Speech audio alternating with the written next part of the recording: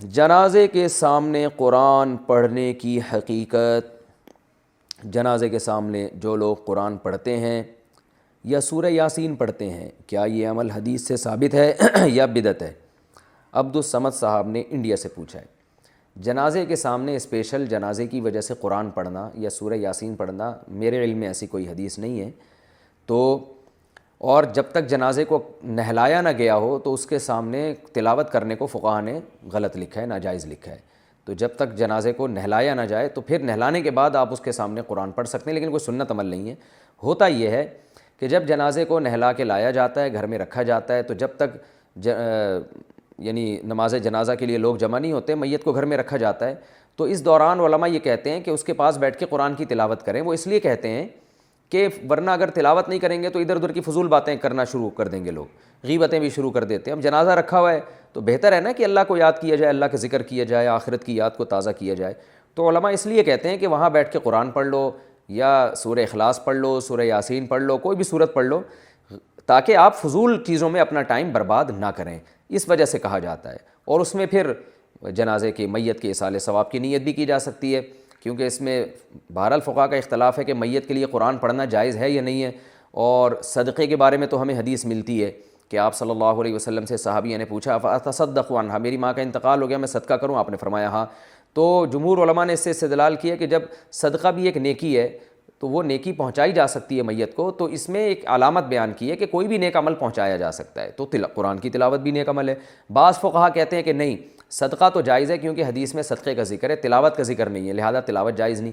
تو اختلاف رائے ہے اس میں۔ بر صغیر میں چونکہ فقہ حنفی کو فالو کیا جاتا ہے، اور میری رائے میں فقہ حنفی کی دلیل بہت مضبوط ہے، کیونکہ احادیث میں آپ صلی اللہ علیہ وسلم نے ہمیشہ اصول یہ رہا ہے کہ جزئیے کے ضمن میں کلیات سکھائے جاتے ہیں۔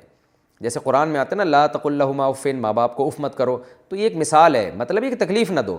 تو اسی طرح جو حدیث میں آتا ہے صدقہ کر سکتے ہو میت کے لیے، تو ایک مثال ہے، مطلب یہ کہ کوئی بھی نیکی کی جا سکتی ہے۔ اور دوسری بات یہ کہ حنفیہ کا جو قول ہے نا، اس میں ذرا وسعت زیادہ ہے، اللہ کی رحمت کو آپ پھیلا دیتے ہیں کہ بھئی اگر میت کے لیے تلاوت بھی جائز ہونے کا ہم فتویٰ دیں گے تو اس بہانے لوگ تلاوت کریں گے، ثواب حاصل کریں گے، اور اللہ سے امید ہے کہ اللہ اس میت کو ثواب پہنچائے گا، تو اچھا ہے نا، اللہ کی رحمت سے اچھی امیدیں لگائیں۔ تو ویسے بھی شریعت کا مزاج ہے کہ جس چیز میں رحمت والا عنصر غالب ہو اس قول پہ آپ کو فتویٰ دینا چاہیے، یہ ہماری رائے ہے۔ اگر کوئی اس سے اختلاف کرتا ہے تو وہ اس کا اپنا مسئلہ ہے۔ تو اس لیے جنازے کے پاس قرآن پڑھنا الگ سے کوئی اس کی فضیلت ہمارے علم میں نہیں ہے حدیث میں، لیکن کہا اس لیے جاتا ہے کہ وہاں بیٹھ کے ادھر ادھر کی باتیں کرنے سے بہتر ہے کہ آپ قرآن پڑھ لیں۔ البتہ قرآن خوانی میت کے لیے یہ جائز نہیں ہے، کیونکہ قرآن خوانی کو کہتے ہیں کہ لوگوں کو قرآن پڑھنے کے لیے جمع کرنا۔ تو قرآن پڑھنے کے لیے جو جمع ہے نا، تو اجتماعی عمل کے لیے ثبوت ضروری ہے، یہ خوب ذہن میں رکھیں۔ جیسے آپ اپنے طور پر 2 نفل کبھی بھی پڑھ لیں، جائز ہے، لیکن اگر آپ لاؤڈ سپیکر میں اعلان کرتے ہو یا کارڈ چھپواتے ہو یا منادی کراتے ہو آؤ میں اشراق کے 2 نوافل پڑھ رہا ہوں، تمام حضرات سے گزارش ہے کہ مسجد میں آ جائیں، اب یہ اجتماعی عمل بن گیا، یہ بدعت ہو جائے گا۔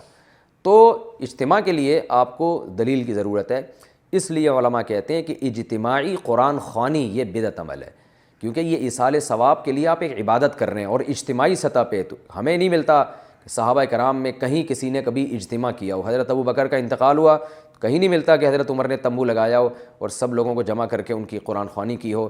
حضرت عمر کی شہادت ہوئی تو کہیں نہیں ملتا کہ حضرت عثمان نے ان کے لیے قرآن خوانی کی ہو، یہ ثابت نہیں ہے، اور اس پر علماء کے فتاوی بھی موجود ہیں۔ البتہ برکت کے لیے قرآن خوانی ایک الگ چیز ہے، برکت کے لیے یعنی مکان دکان کی برکت میں جو قرآن خوانی ہے وہ عبادت نہیں ہے، وہ از قبیل رقیہ ہے، رقیہ دم، تو اس کے لیے ثبوت کی ضرورت نہیں ہے۔ لیکن بہرحال بعض علماء اس کو بھی بدعت اس لیے کہتے ہیں، بدعت تو نہیں یعنی بدعت کی تائید کا ذریعہ بنتی ہے۔ تو بعض علماء کہتے ہیں کہ اس زمانے میں برکت کے لیے بھی قرآن خوانی نہیں کرنی چاہیے، بلکہ برکت کے لیے گھر کے اپنے لوگ مل کے قرآن پڑھ لیں یا نماز پڑھ لیں یا دعا مانگ لیں۔ لیکن بہرحال اگر کوئی برکت کے لیے قرآن خوانی کرواتا بھی ہے تو اس کی بہرحال گنجائش موجود ہے، احتیاط اسی میں ہے کہ اس کو ترک کیا جائے، کیونکہ لوگ ایصال ثواب اور برکت والی قرآن خوانی میں فرق محسوس نہیں کرتے، تو وہ دونوں کے ایک ہی سمجھتے ہیں، اس سے پھر بدعت کی تائید ہوتی ہے۔